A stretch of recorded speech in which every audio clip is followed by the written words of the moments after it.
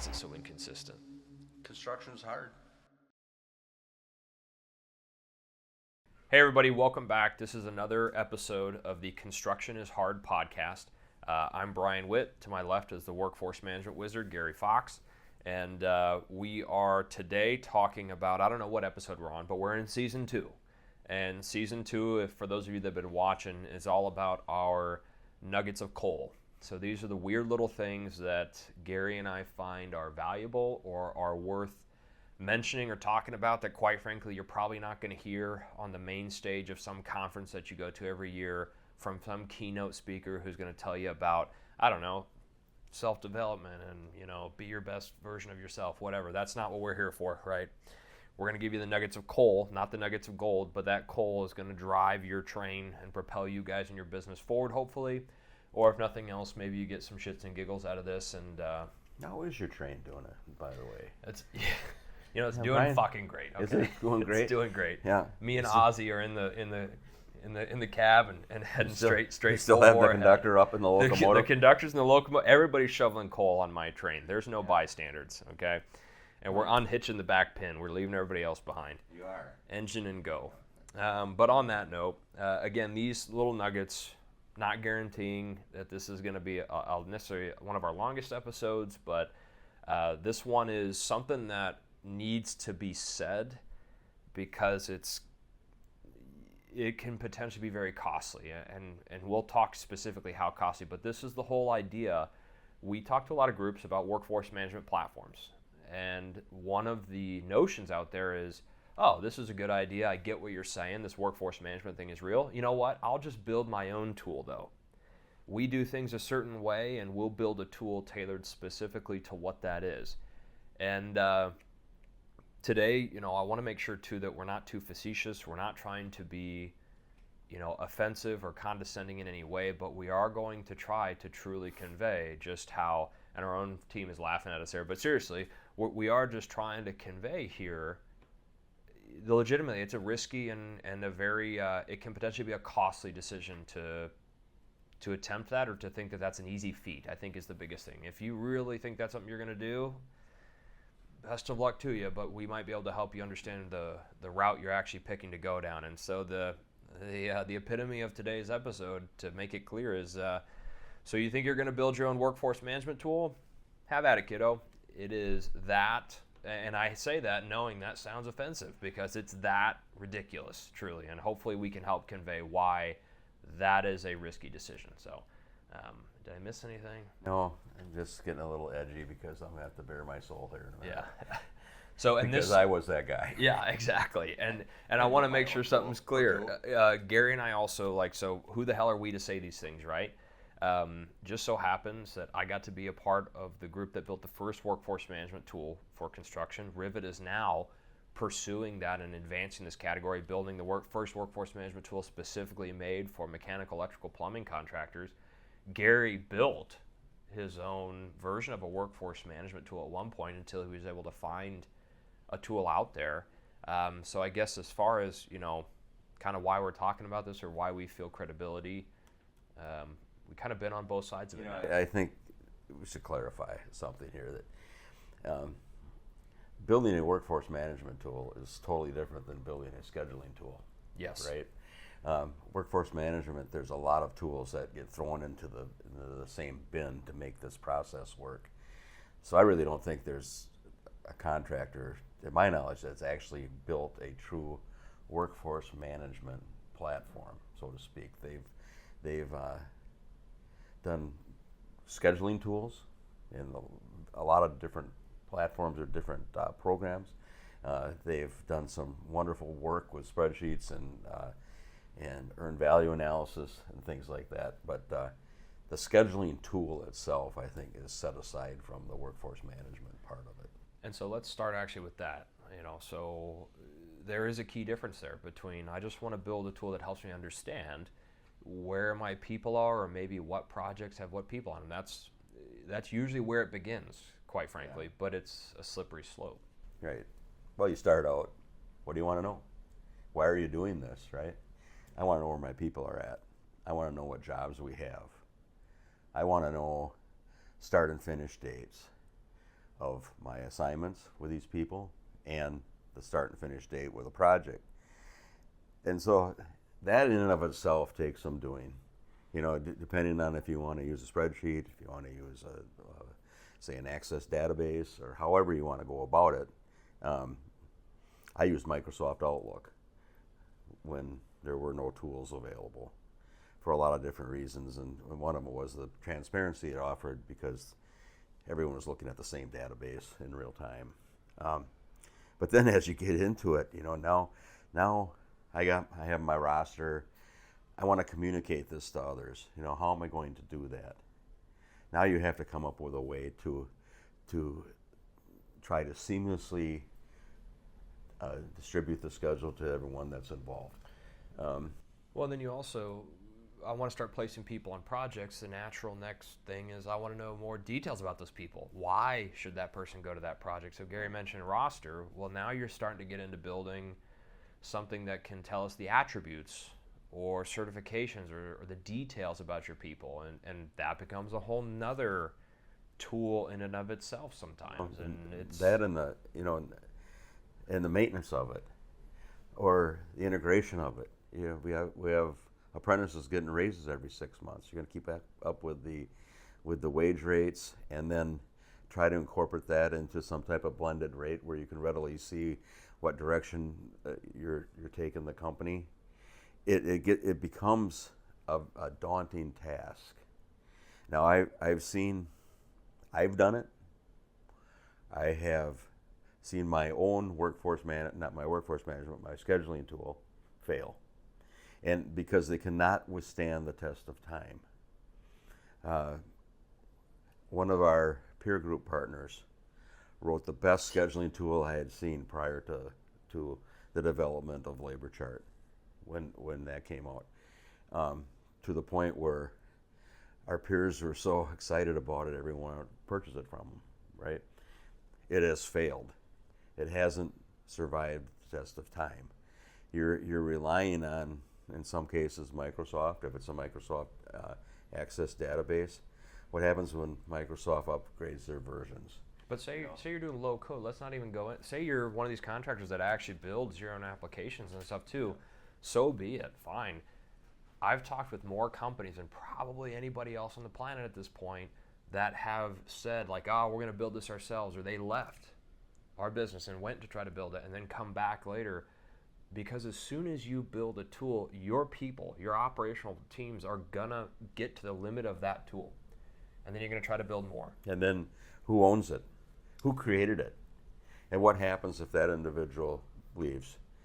If something happens to him, God forbid, or anything, all of a sudden he's not there.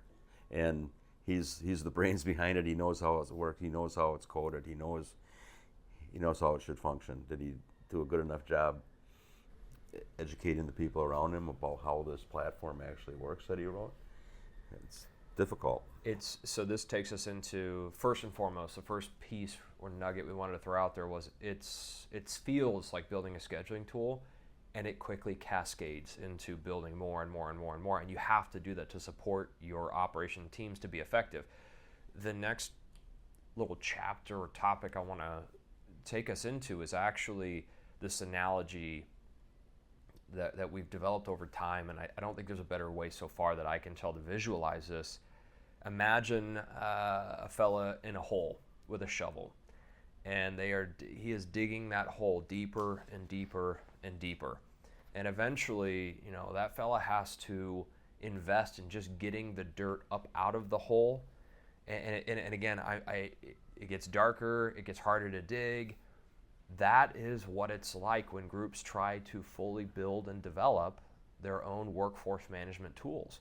The further I dig, the harder it is for me to get back out of it. The more money I have sunk literally into this investment, the more time. And also, it's not just money and time. It's also an isolation and a stagnation of your processes. You built this tool, right? Because we do it this specific way. And I respect that, but also recognize you're doubling down and saying, you know what, if everybody in the industry, we think we're better than everybody else around us. That's a bold claim. And when you build a tool that facilitates one method or one ideology or one process, if your company wants to change or evolve with the times, that is exponentially harder. You're locked in. You're at the bottom of that hole. It is hard to climb out. And you've made a huge investment. Now it's could be like a hole. It also could be like a vortex just sucking you right down inside it, and you can't get out of it. It's quite a commitment. I saw another one of our peers do the same thing with a project management system that has now failed. These very elaborate platforms that they wrote. And so the epitome of it is your tool ends up shackling your processes from evolving. And I don't know if I can say it better than that. It limits your future maneuverability and adaptability. And so here, think of it this way too. You pay for software. Gary and I got to eat, we get it. But you're paying for the software. You're also paying for the flexibility, maneuverability, and the options, the reduced risk in the future that if another company is maybe doing it better, that is what we've talked about in past podcasts and episodes about. You should look at your software providers as partners. And Toby was on one episode this season, and he can attest and vouch that he's a great example of that. But look to your partners also for, hey, what are my processes compared to the other people using your tool? Hey, why is your tool built that way? Can it support the way I'm doing it? It should. It should 100% support a version of what you're doing today, but it's equal parts. We've talked about this too. I'm adapting, you're adapting. I'm rambling about this because what I'm getting at is, instead of isolating yourself or marooning yourself, look at it as, if I can have an amicable change, an amicable process tweak that puts me in a tool that lets me know also I'm now going the direction of the industry, it'll help you stay on the front edge rather than getting left behind. And I think there's a piece there that we don't always recognize as far as, I don't want to be forced to do this way. It's not trying to force it. It's also trying to open up a world of opportunity or knowledge of, okay, here's what's going on outside my four walls and where the industry's headed. Well, and the cost. You're talking, it depends on the size of the company, naturally, but you're talking millions of dollars. You're not talking tens of thousands or hundreds of thousands. You're talking millions of dollars to maintain this thing. And I want to hit on that too real quick. That's not just us. That is, I have friends from 1,000-person shops that come from tech and now in construction. I have people that have built this tool. We may hear from an old friend of ours, Hunter Browning, was one of the co-founders and the CTO of LaborChart. LaborChart was the first workforce management tool built specifically for construction, and it was one of the places where workforce management first got identified or carved out. And you may hear an excerpt from him at the end of today's episode of just what it really takes to build a sustainable platform. Not a app or a complex spreadsheet or some low code, but a true platform that can evolve and carry the industry. He'll give some insights into what is it like? What does the dollars really take? And even our team here today at Rivet, we run an entire business with investors, customers. We manage a book of business because it is a costly endeavor to build, maintain, and then further advance the tool. If the tool is not able to further advance, it is now your limiting factor. Imagine, I always tell people, if someone is using 100% of our tool today, we are failing them. They need to be always using 70 to 80%, and we need to be at the forefront. And if those groups that are using 100% of our tool understand that they're helping us build the next piece, great, we're in a good place. We have good partnerships and good customers. We have good communication. But if you're ever using all of your tool and it's busting at the seams, that is no longer an asset. That is now a deficit, an inhibiting factor against your operations, against your company. But to summarize Gary's point, it feels like it should be thousands. It feels like it should be maybe even tens of thousands. Maybe even it's going to be $100,000. Not even close. By the time you hire somebody, you start to build, and the opportunity cost as well of not going forward with something that's already out there that has proven to work, instead going back and waiting to build your own thing up, and then again keeping your company stuck in third gear when everybody else is driving in fifth. The opportunity cost of your people focusing their attention on something they're not expert in. Yeah. Right? Ask yourself, are you a contractor or are you a developer? Right? Rivet could not build the building, Yes. right? But construction companies can. So why would a construction company really be able to even hold a candle to what Rivet can do as far as building a platform? And I want to just, this is I love the contractors we work with.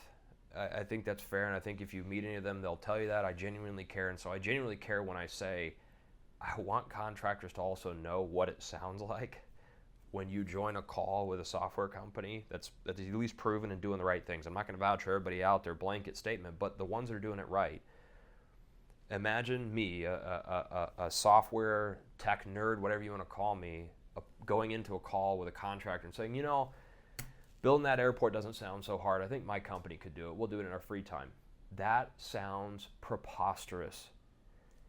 It is the same thing when a contractor joins a call with a tech company and goes, you know, this doesn't seem so hard. I think we're going to build our own.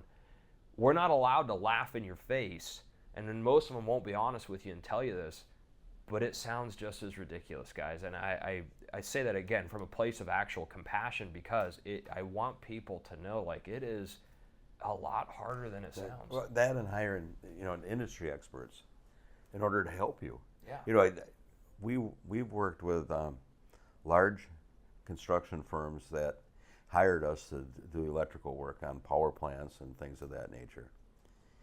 And on 2 occasions, those construction managers, after they saw us perform on these 2 power plants, decided that it was so simple that they could self-perform.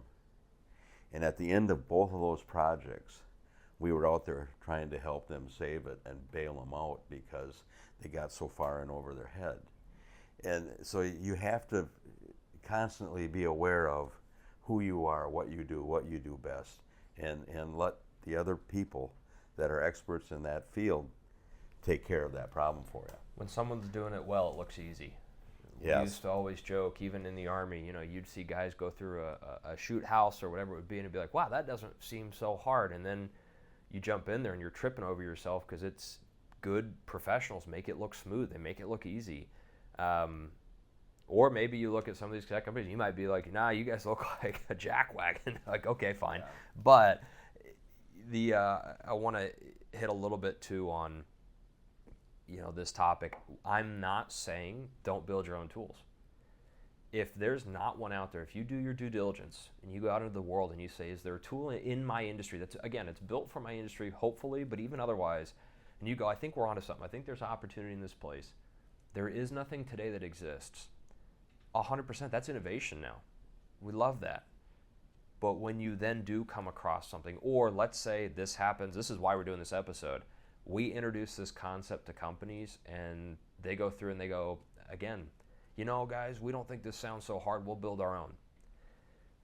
That's why we're doing this call. But if you don't find a tool out there, innovate. 100%, build your own. There are companies that have started, have at it. But I just want to be clear, if you know there's a solution out there, it's proven to be something that is in your industry and provides value to your peers. It's something that you could have an amicable process evolution and utilize, or partner with the company and help them advance so you're not using 100% of the tool. I would highly suggest evaluating those options and those paths very critically before you take the stance of, we'll just build our own. Because again, I just want to convey it is extremely difficult. With that being said, Gary, do you build your own wood tires? Oh, yeah. I had this is a few years ago, and I had a car that the tires were just too expensive, and I decided I have a nice wood shop and I can cut pretty round pieces, and so I decided to build my own wooden tires and put it on the car, and it worked. I got places. I didn't go very fast. It was kind of a rough ride, but they worked, and it got me around for a while. I saved a whole bunch of money for a while, and then until I hit that stopping was a bitch, and when I had that little accident, then it got a little bit more expensive than I thought it would. I'd probably been better off buying the tires. Yeah. All right, everybody. So in quick summary, we're not saying to not be innovative. We're not saying that you can't build great things when it comes to software. I think what we're trying to say respectfully is, if you come across an established category, an established tool, and something that is proven to work, please seriously consider that change impact, or that J hook of innovation, or that J hook of value, right? We dip a little bit and then the J hits and then you get a lot, immense value back in return. Consider truly what it costs to dig that hole deeper and deeper before you jump into trying to build an entire workforce management application. You know, you're constantly trying to improve your processes. And the day you quit doing that, you should probably just stop doing business, because you're done. Just make sure you're using the right tools. Yeah. You know, it's that simple, I think, is that, you know, there's places for spreadsheets, there's places for a lot of different tools in your processes. Just make sure that you're using the best things that are available. We have groups today that are still using spreadsheets alongside our tool because it's places that we haven't developed yet, but they know that we're chasing the same goals and we're all headed to the same destination. So they're on the train. Yeah. They're on the train up in the engine. They're shoveling. Yeah, there's no cars left. They're up there shoveling the coal with me. But anywho, everybody, again, we appreciate you listening to our crazy ramblings. Again, we hope today was not too obtrusive or you know, arrogant by any means, just rather trying to genuinely convey that this can be a very costly decision. It's food for thought. It's food for thought. You know, I mean, try it if you think you can do it. I don't think you should try it. Well, but I respect that. Well, you know, here's the thing. Know what the limitations are. Yeah. Go in there with a realistic outcome of what you're trying to really accomplish, and don't get sucked into that vortex. Don't dig that big hole. You know, fulfill your immediate needs, and then continue to look elsewhere to try to improve your processes, and that's going to make you a better company. But in closing, you can find the podcast online at www.ribbit.work. You can find us on Spotify and Apple Podcasts, and Austin's got us all over the interweb on the line. Constructionishard.com. This is a real thing. So with that, tune in for our next episode here coming up soon for another lump of coal, and we hope that this was somewhat of value. We appreciate everybody. Construction is hard. Doesn't have to be. We are here to talk about workforce management. Why is it so inconsistent? Construction is hard.